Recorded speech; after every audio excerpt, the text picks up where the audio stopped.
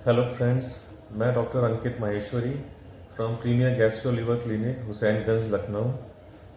आज हम बात करेंगे इरिटेबल बाउल सिंड्रोम यानी कि आईबीएस में कुछ फूड ट्रिगर्स के बारे में कि किन भोजन पदार्थों से ये बीमारी ट्रिगर होने की संभावना रहती है और लक्षण बढ़ जाते हैं। सबसे पहले बात करेंगे वसा यानी कि फ़ैट के बारे में। यदि हमारे खाने में फ़ैट कंटेंट ज़्यादा है, उस हिसाब से हमारा लाइफस्टाइल, फिजिकल एक्टिविटी कम है अगर, तो ये फैट यानी कि वसा पेट और आंतों में जा कर के जम जाता है और इसको पचाने में देरी होती है और समस्या होती है। तो आईबीएस के कुछ मरीजों में ये ट्रिगर का काम करता है। ऐसे में काफ़ी समय तक आंतों में रहने की वजह से इससे गैस बनना, पेट का बहुत ज़्यादा फूल जाना, जिसकी वजह से मरोड़े होना, ऐंठन होना और कई बार मोशन में दिक्कतें, लैट्रिन में दिक्कतें आती हैं। किसी किसी में लैट्रिन ना होने की समस्या होती है, कब से शेयर हो जाती है, तो किसी किसी में मोशन ज़्यादा होने की भी समस्या इसमें पाई जाती है। और इसलिए फ़ैट का कंटेंट बहुत ही नियमित होना चाहिए, मेंटेन रहना चाहिए। अधिक मात्रा में फ़ैट का यूज़ नहीं करना चाहिए। दूसरा हम बात करें डेयरी प्रोडक्ट्स के बारे में। जैसा कि आप सब जानते ही हैं कि डेयरी प्रोडक्ट्स में लैक्टोज नामक शुगर होता है। कई ऐसे मरीजों में देखा गया है आईबीएस के कि उनमें इसको पचाने की क्षमता कम होती है, जिसकी वजह से पेट में गैस बनना, पेट का फूलना यानी कि ब्लोटिंग होना, पेट में ऐंठन होना और दस्त लगना इत्यादि चीज़ें पाई जाती हैं। ज़्यादातर ये मिल्क, आइसक्रीम हो, चीज़ हो, इन सब चीज़ से प्रॉब्लम प्रोड्यूस होती है। इन किसी किसी में योगर्ट यानी दही से भी दिक्कतें आ सकती हैं। तो इनका इसमें इस्तेमाल भी ऐसी स्थिति में मरीज को एक मॉडरेट अमाउंट में करना चाहिए। तीसरा बात करें हम फॉडमैप डाइट के बारे में। फॉडमैप ये कुछ तरह के शुगर्स और पॉलीऑल्स होते हैं जिनमें जो शुगर होता है, जो तत्व पाया जाता है, वो तत्व कम डाइजेस्ट होता है। ये आंतों में अधिक समय तक ठहर जाता है, जिसकी वजह से इसमें आईबीएस के लक्षण पाए जाते हैं। कुछ फलों में इस तरह के शुगर अधिक मात्रा में पाए जाते हैं। यदि आईबीएस का मरीज इन फलों का सेवन करता है तो उनमें से कई चीज़ें ऐसी हैं जो कि आपको आईबीएस के लक्षण पैदा करेगी, जैसे कि मोशन में दिक्कतें आना, पेट साफ ना होना, दस्त अधिक मात्रा में होना, पेट का फूलना, गैस बनना, पेट में गड़गड़ाहट की आवाज़ आना इत्यादि। तो इस लिस्ट में कुछ कॉमन नाम हैं, जैसे कि इस समय से सीज़न भी है, आम का सीज़न है, मैंगो यानी कि आम इसमें प्रॉब्लम क्रिएट कर सकता है। इसके अलावा एप्पल यानी कि सेब, प्लम, वाटरमेलन इस समय ज़्यादा आता है, पीच है, पियर है, पोमेग्रेनेट है।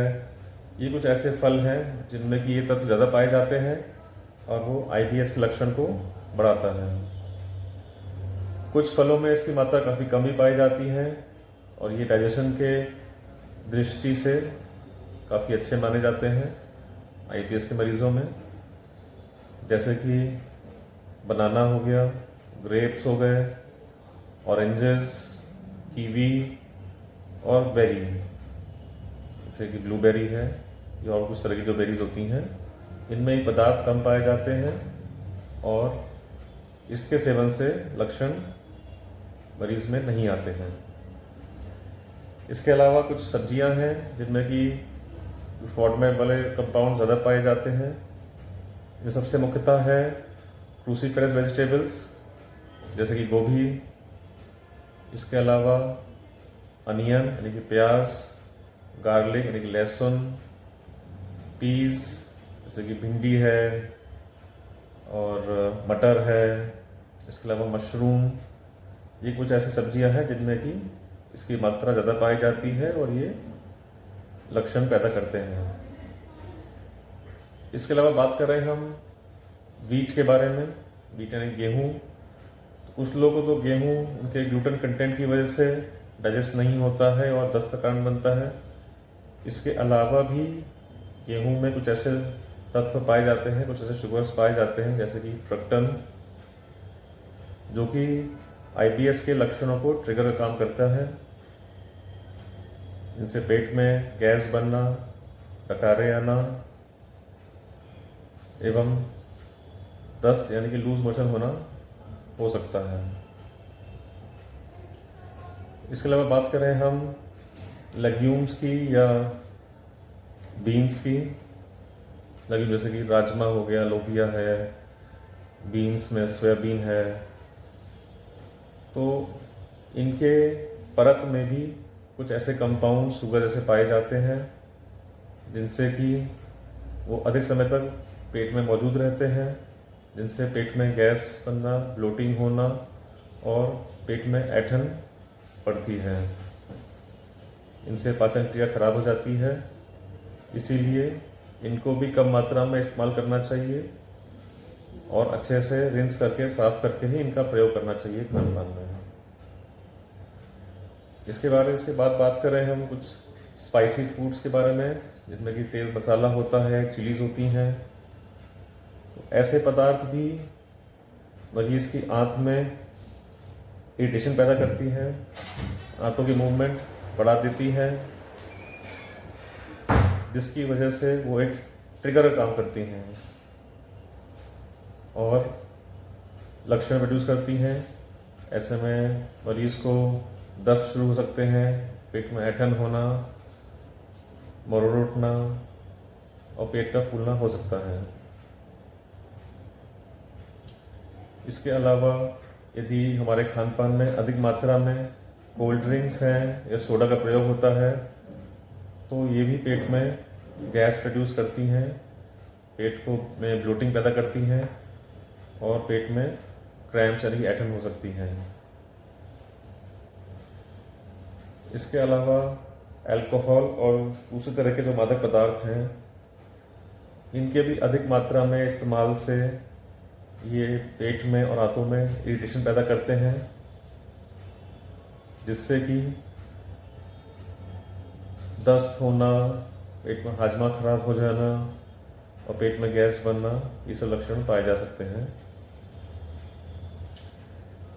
इसी तरह का पदार्थ होता है कैफीन, जो कि चाय में पाया जाता है। इसका भी अगर अधिक मात्रा में प्रयोग किया जाता है तो ये आंतों में एक स्टिमुलेंट काम करता है, जैसे दिमाग को स्टिमुलेट करता है उसी तरह से ये आंतों को भी अत्यधिक स्टिमुलेट कर सकता है, जिससे कि मरीज को डायरिया हो सकता है, पेट में गैस प्रोड्यूस हो सकती है अधिक मात्रा में और पाचन क्रिया डिस्टर्ब हो सकती है। तो दोस्तों, ऐसे में ज़रूरी है कि हम एक जो IBS के मरीज़ हैं उनको एक डायरी मेंटेन करनी चाहिए डे टू डे लाइफ में, और उनको जिस भी खाने से एक रेगुलर जो भी खाना खाते हैं, जिस खाने से सिम्टम्स ज़्यादा प्रोड्यूस होते हैं उनको नोट डाउन करना चाहिए, उनका एक लिस्ट मेंटेन रखना चाहिए, क्योंकि हर किसी को हर एक फूड आइटम से प्रॉब्लम ज़रूर नहीं की हो। तो जो चीज़ जिसको जो प्रॉब्लम क्रिएट कर रहा है, लक्षण प्रोड्यूस कर रहा है, डाइजेशन में प्रॉब्लम क्रिएट कर रहा है, उनको एक लिस्ट बना के रखें, उस सब से क्या दिक्कतें हो रही हैं उसको एक लिस्ट बना के रखें, जिससे कि वो उन चीज़ों को कम मात्रा में प्रयोग करें और सिम्टम्स को होने से कम किया जा सकता है। तो दोस्तों, आज के वीडियो को अगर आपको लाइक किया हो, अगर आपको समझ में आया हो, पसंद आया हो, तो आप इसको ज़रूर लाइक कीजिएगा और अपने जो मित्रगण हैं, आपके रिलेटिव्स हैं, उनको भी ज़रूर फॉरवर्ड कीजिएगा। Thank you very much. हम जल्द ही प्रस्तुत होंगे एक नए वीडियो, एक टॉपिक के साथ में। Thank you very much.